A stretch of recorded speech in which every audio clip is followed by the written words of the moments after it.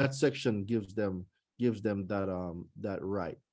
All right. Similarly, FCRA section 604A3F permits a consumer reporting agency to provide a consumer report to a person which it has reason to believe has a legitimate business need for the information in connection with a business transaction that is initiated by the consumer, or to review an account to determine whether the consumer continues to meet the terms of the account.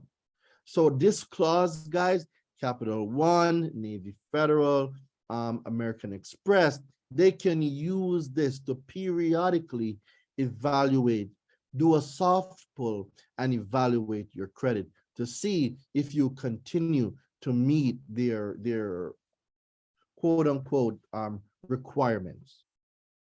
So it's important that we also know these things, right? But what this law doesn't give is any company. So you see those soft pull, a pull is a pull. Those soft pulls, they still need permissible purpose. A pull is a pull. Whether it affects the report or not, a pull is a pull. It means someone got your consumer report that you didn't give permission to. Equal discrimination. Go get all of them. Treat a soft pull the same way you would a hard pull. Someone still pulled your report, and guess who you can hold liable as well? Experian, TransUnion, Equifax, for allowing them to pull it without a what? A legitimate business reason that was certified under the permissible purpose section. Can you get paid for soft inquiries? Absolutely. Throat is feeling a little dry. Let me get some water. Oh, yeah, no, I say. How far can you go back on that? Do you know? I don't know. The law is the law. I don't know. All right. Where were we? The Bureau interpretation also is consistent with the FCRA's purpose and structure. As explained in Part 1A, Congress enacted the FCRA in part to address a need to ensure that consumer reporting agencies exercise their grave responsibilities with a respect for a consumer's right to privacy. This word coming up again. Every single page has the right to privacy on it. Come on, this gotta mean something, guys. Are you enforcing your right to privacy? All right. The FCRA achieves this by, among other things, narrowly limiting the circumstances under which a consumer reporting company may provide consumer report information to third parties. The statute is structured so that the permissible purpose in section 604A function as exceptions to the general rule that a consumer reporting company may not provide consumer reports to third parties. Interpreting FCRA section 604A3 to allow a consumer reporting company to provide consumer report information to a third party about consumer with respect to whom the third party does not have a permissible purpose would undermine the statutory scheme of the threat and threaten consumer privacy with respect to the often highly sensitive information collected by consumer reporting agencies. Well, hello. Well, hello.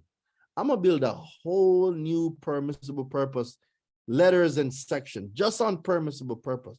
I ain't sure when yet, but I need to build it because this new law is fire.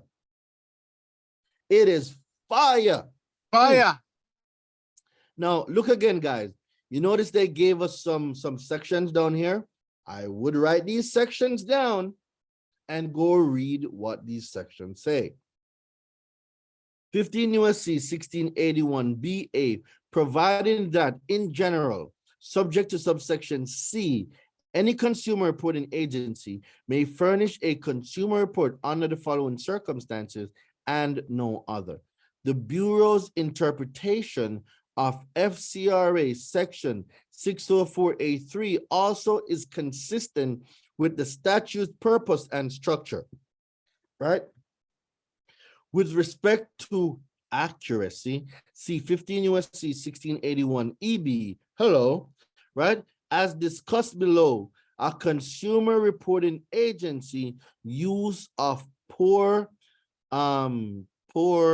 matching procedures can lead to violations of the FCRA's permissible purpose requirements as well as its accuracy requirements. A consumer reporting company may not provide a consumer report under FCRA section 604A3 unless it has reason to believe that the user has a permissible purpose with respect to the consumer about whom the report is requested. See, a user's request to a consumer reporting company for a report about a consumer does not give the consumer reporting agency a reason to believe that the user has permissible purpose to obtain a consumer report about other consumers.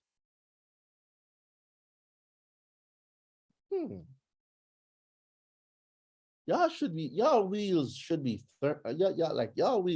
going right now. A user request is not a permissible purpose document, right?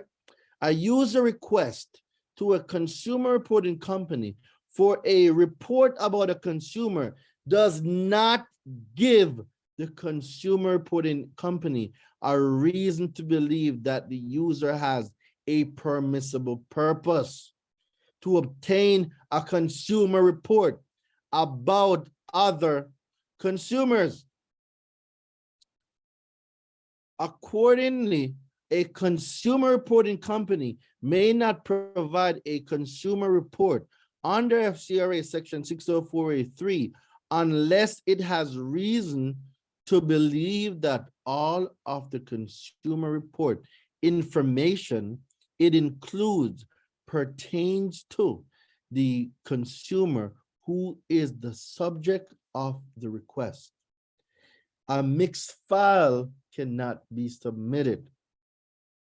If there's information or addresses on your consumer report that you don't recognize or don't belong to you, and a consumer report was furnished, it became a violation because the information furnished was not your information.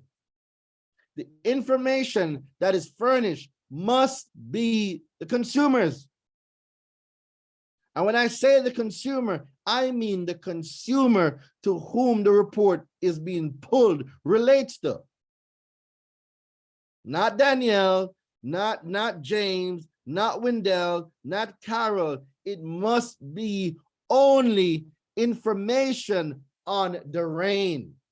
So if there's addresses on there that does not belong to the rain, and there's accounts on there that does not belong to the rain, and that consumer report was furnished, information not pertaining to the rain was furnished on that report. And what does the law say? If there's information that is not related to the consumer, they cannot furnish that information. I will just let it sink in for maybe 5 seconds. I'll just let it sink in for a few.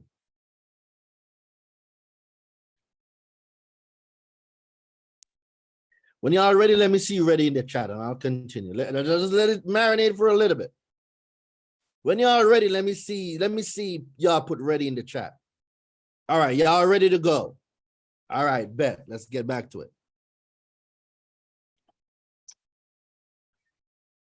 All right. The use of poor matching procedures, such as name-only matching, can lead to violations of the FCRA permissible purpose provisions, as the Bureau has observed some consumer reporting agencies obtain information from sources that do not have or use identifying information other than consumer names.